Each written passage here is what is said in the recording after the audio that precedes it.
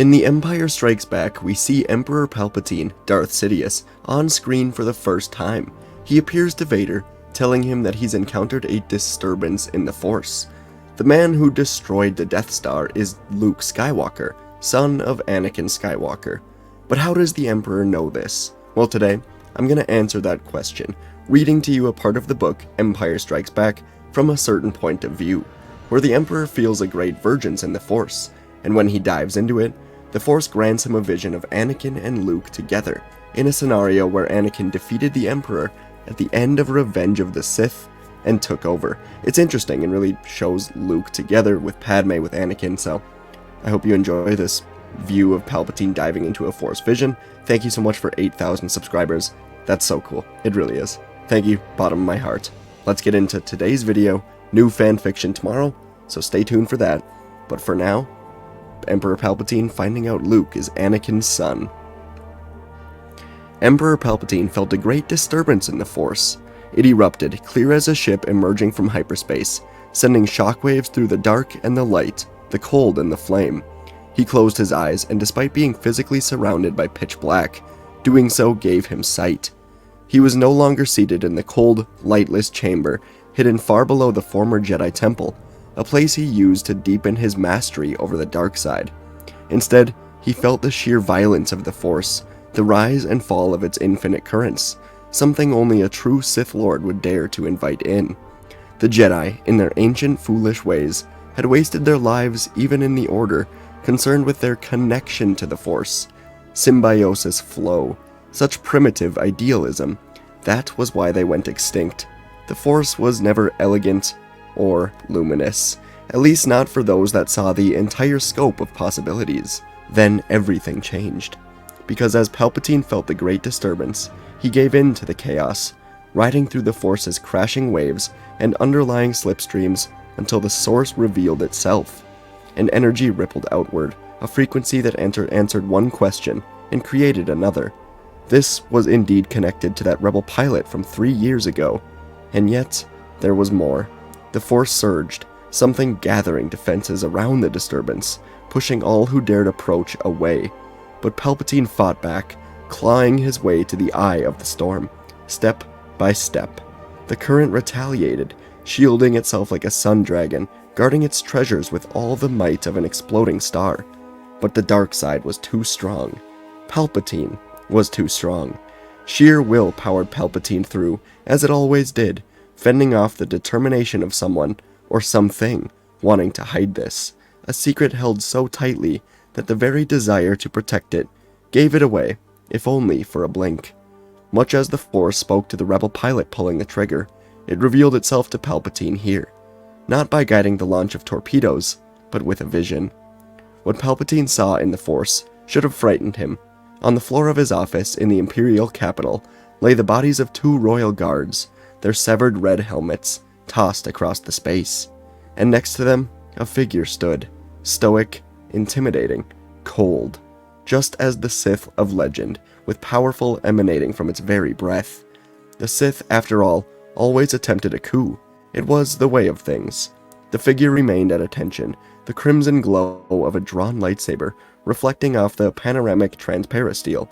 Shadows cast over the figure's hooded face, a brief glance enough to show that it was a young man, not an old wizard like Dooku, not covered in demonic tattoos like Maul, and not a lumbering clash of organic and mechanical parts like Vader.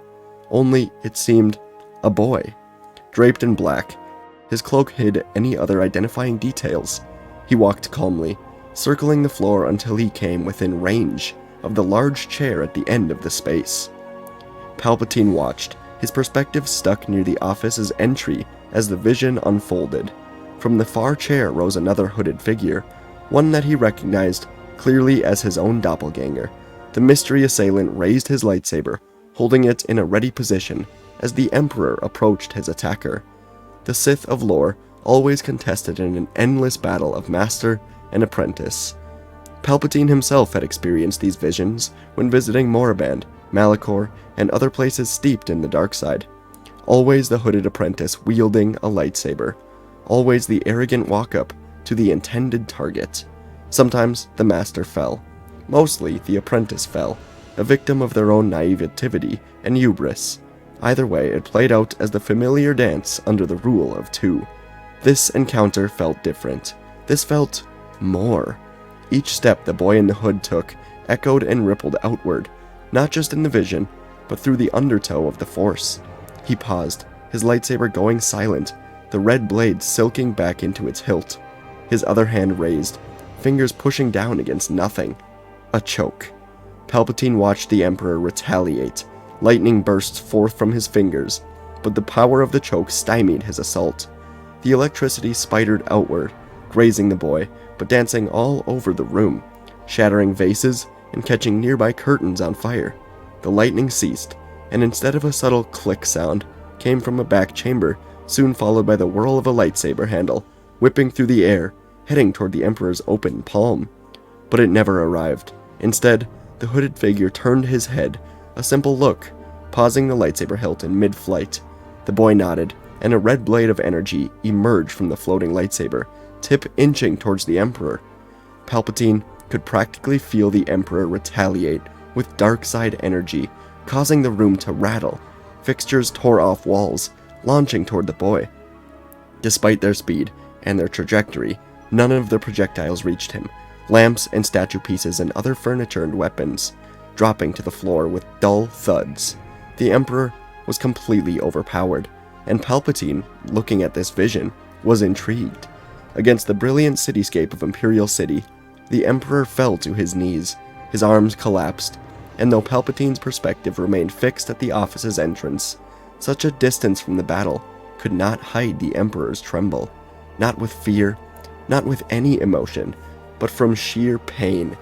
The room reverberated as the boy pressed onward, commanding the Force's invisible tendrils to choke his elder. "Do it," a new voice whispered, seemingly from nowhere. The floating lightsaber suddenly thrust forward, its red blade piercing through the Emperor. Around the room, the rattling stopped. The floating lightsaber's deep red blade withdrew into the hilt, which then dropped to the floor.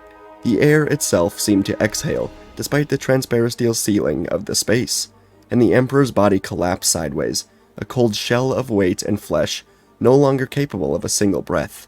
Silence crept into the room, broken only by the swish of the boy's cloak as he turned.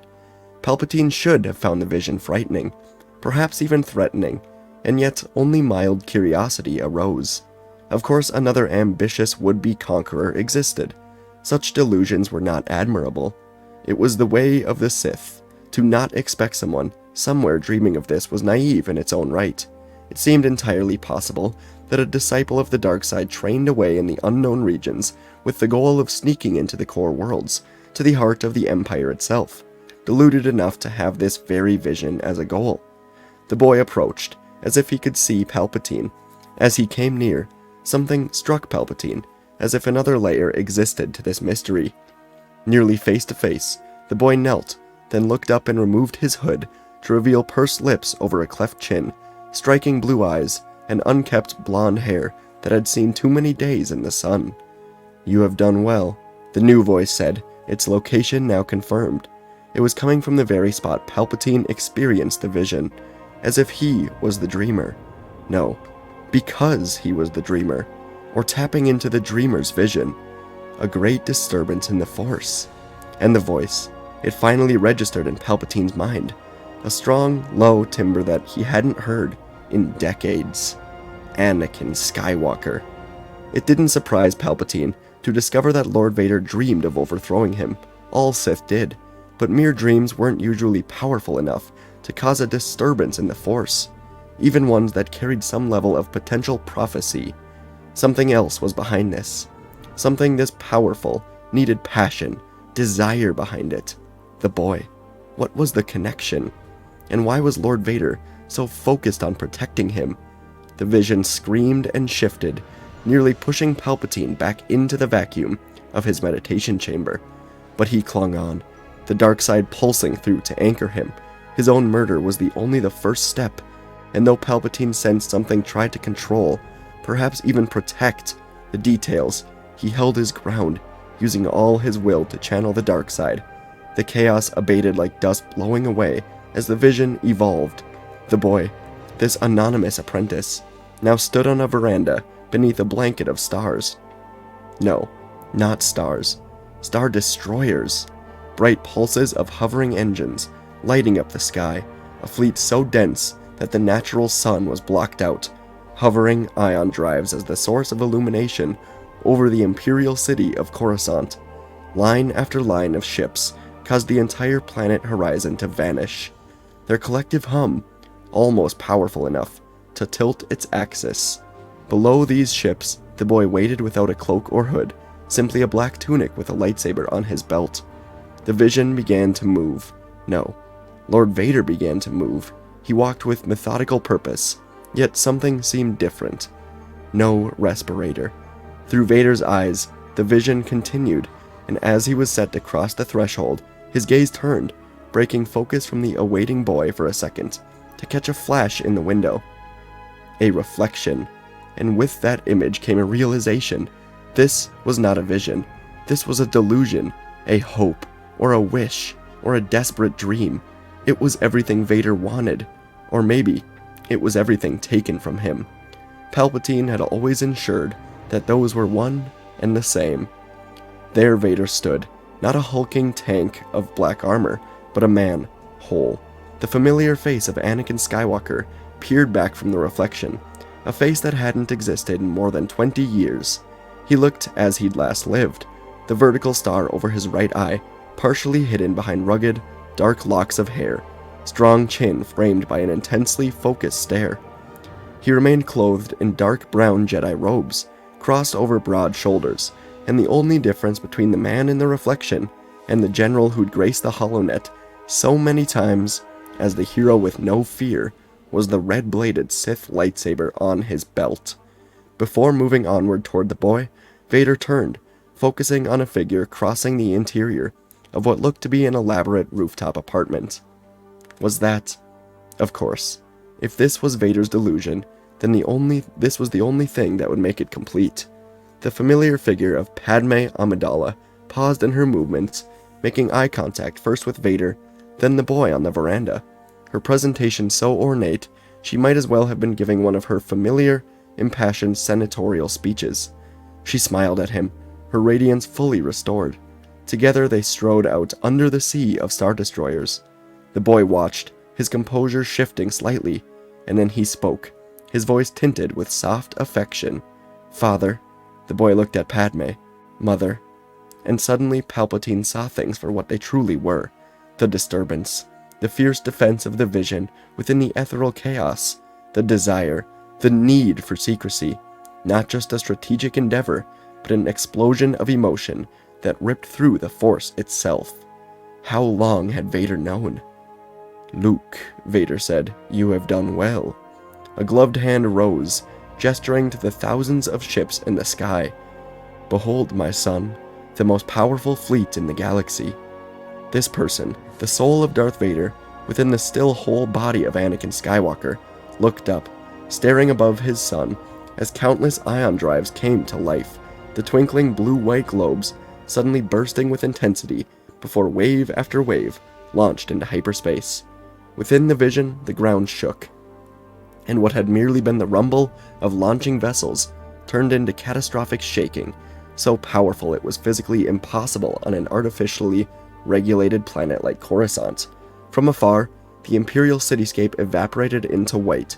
The veranda, so meticulously recreated in this vision, began to absorb the white, turning steel curves into an empty canvas. The white blended into every physical corner of the space, swallowing the apartment and even the shadow of Senator Amidala. The ground-shattering sound dropped away, leaving only the quiet breath of father and son. All that remained was Darth Vader and this Luke. Luke Skywalker. "Yes, Father," Luke said. "Our fleet." Through the Force, a guttural scream washed over Palpatine, pushing him away from the vision. But this time, Palpatine led it. He had seen enough. For some time, Vader had covered the galaxy in his search for rebel leadership, insisting that every lead go through him. Informants, bounty hunters, spies, probe droids. Vader's search had bordered on obsessive, though Palpatine allowed it. His efficiency and ruthlessness had always been assets. Now that Palpatine understood, the truth behind Vader's devotion unfolded quickly. Hoth. Hoth must have been the answer. Once Vader knew his son was there, it seemed he could not fully shield his anticipation. Thoughts, desires, dreams must have consumed him during the journey to Hoth. Vader's lack of control over his feelings caused them to be his very undoing. Again, this surge, the culmination of Vader's restless nature and his inability to free himself from the past, it was simply too powerful to hide from the dark side. Just as he couldn't contain his own impulses when facing Kenobi on Mustafar, he now exposed the secret he held most dear. Still the fool. Luke Skywalker. Palpatine would uncover that answer in time, but one thing was certain: he was a blank slate, waiting for a master to unlock his potential. Any Sith would covet such an opportunity, as Vader did.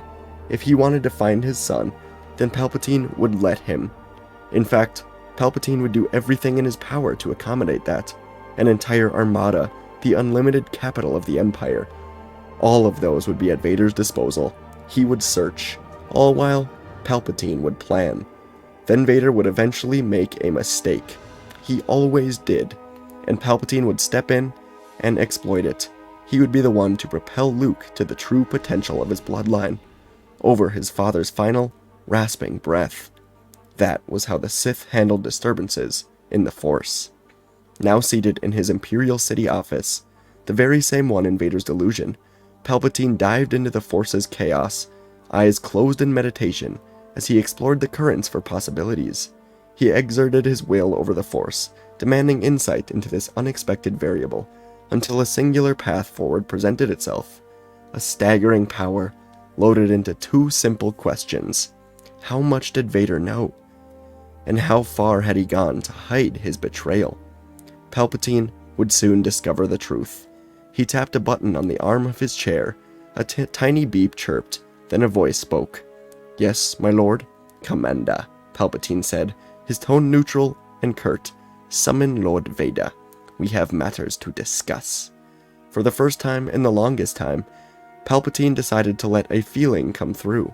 Unlike Vader, he retained all mastery over the chaos that ran around and through him. But it was a real emotion, fueled by his own amusement, not because it propelled the Empire to greater conquest, or was a display to twist the knife in his apprentice. Simply a flash of satisfaction that came and went. In that moment, Palpatine smiled. Several minutes passed before holographic lines came together to display the kneeling form of Darth Vader. "What is thy bidding, my master?" Vader remained still, and through the Force, Palpatine could feel the battle within him, the struggle to contain his desires. Despite the armor and machinery, Vader's heart still beat with the fire of Anakin Skywalker, a fire that Palpatine would put to the test. There is a great disturbance in the Force. And with that, our story ends of how Palpatine had a vision that let him know that Luke Skywalker was the son of Anakin Skywalker, which put into events what we see in Episode 5 and 6, until the point where Vader throws him off of the ledge. What'd you think? It was quite long. I might cut it up, might not, we'll see. But yeah, I hope you enjoyed. That was me telling the story of how Palpatine discovered it all. It was really interesting, Palpatine diving in and having this vision of what Anakin desired. It wasn't so much of a vision as much as it was a dream that Vader wanted, an unachievable dream of him as Anakin, having trained Luke, still having Padme, and them controlling the Empire. Let me know what you thought. I thought it was fun. Thanks for watching. Thank you so much for 8,000, and I'll see you in the next video.